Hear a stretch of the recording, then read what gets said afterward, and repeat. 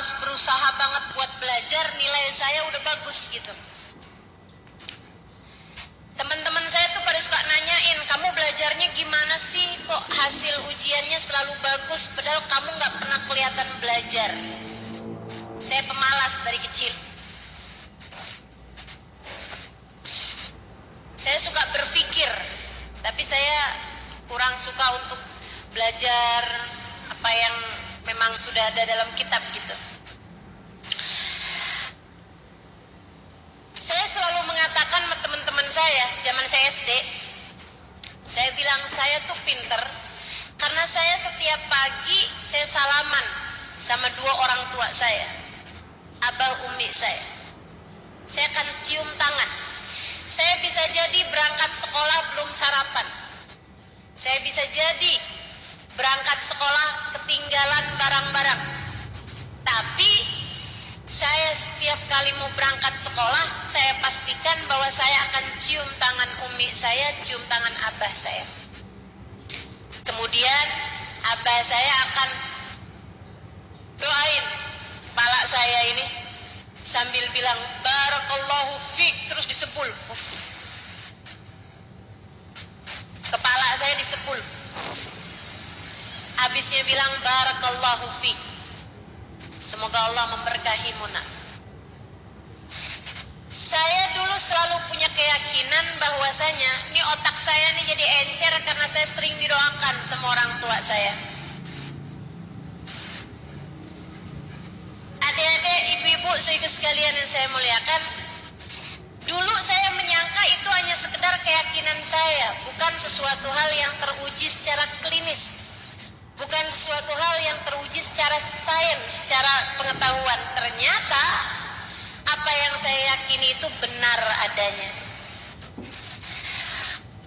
Badan manusia ini, Bu, Dek, kebanyakannya 80%-nya terdiri dari cairan.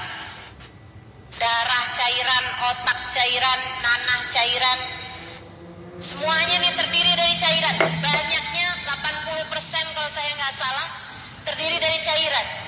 Bahkan di dalam tulang ada cairannya, molekul-molekulnya, ada sel-selnya dalam air.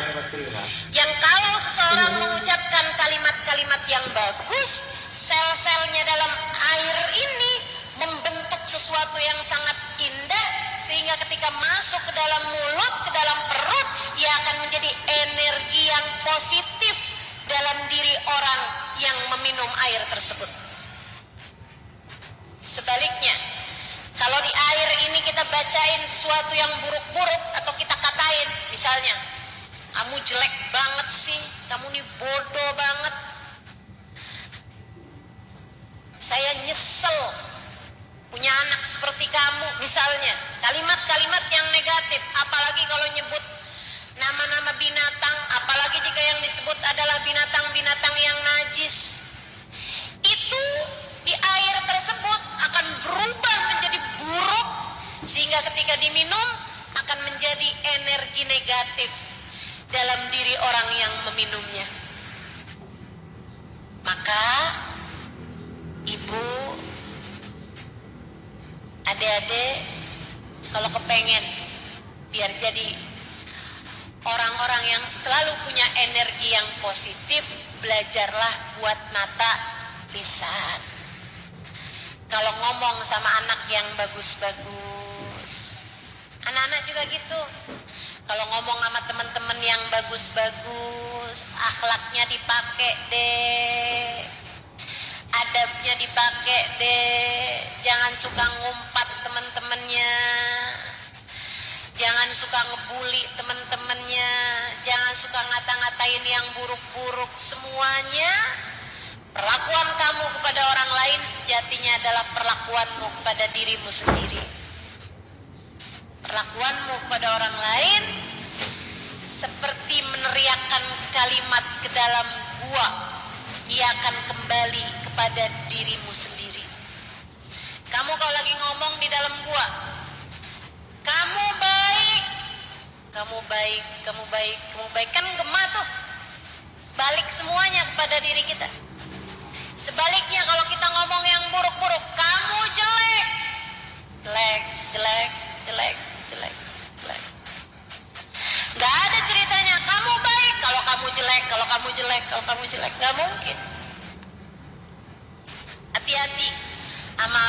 mengucapkan lisan. Nah, ibu-ibu ini sayangi anak-anakmu dengan ngomong yang enak-enak sama anak-anak, ya Bu ya.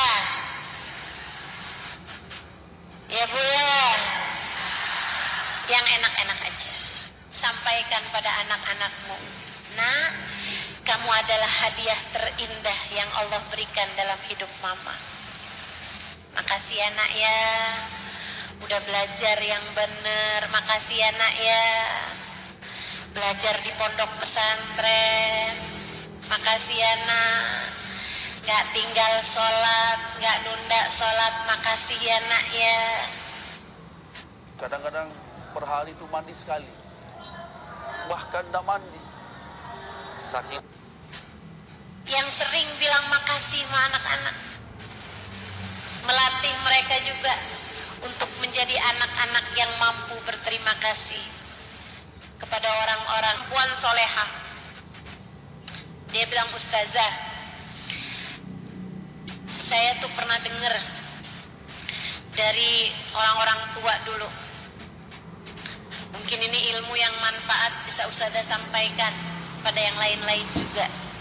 Saya bilang, "Lebek Umi, nanti akan saya sampaikan." Dia mengatakan orang-orang tua dulu tuh bilang, "Kamu semarah apapun sama anak, jangan pernah gak ridho sama anak." Dengerin ibu, penting.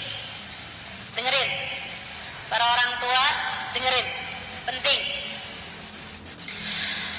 Semarah apapun kamu sama anakmu, jangan pernah gak ridho sama anak.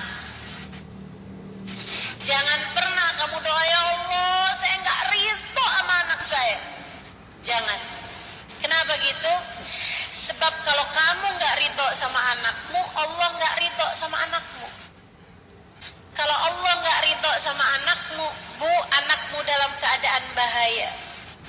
Sebab Allah penciptanya tidak ridho padanya. Anakmu sangat mungkin untuk Allah biarkan hidup dalam keadaan kemaksiatan. Anakmu sangat mungkin untuk Allah biarkan hidup menempuh jalannya setan. Kalau kamu gak ridho sama anakmu, Allah akan biarkan hidup anakmu berantakan, jauh dari agama, jauh dari ajaran Islam. Hingga kalau kamu sampai mati dalam keadaan belum ridho kepada anakmu, sangat mungkin Allah pun tidak ridho kepadanya.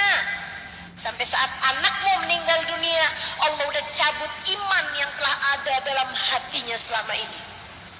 Na'udzubillah. Sebab seseorang yang tidak diridhoi Allah, ujungnya adalah neraka. Maka saat kamu tidak ridho kepada anakmu, sama saja dengan kamu mendoakan anakmu biar masuk neraka. Jangan ya Bu ya, jangan. Abisnya gimana Ustazah, saya kesel banget sama anak saya, semarah banget sama anak saya.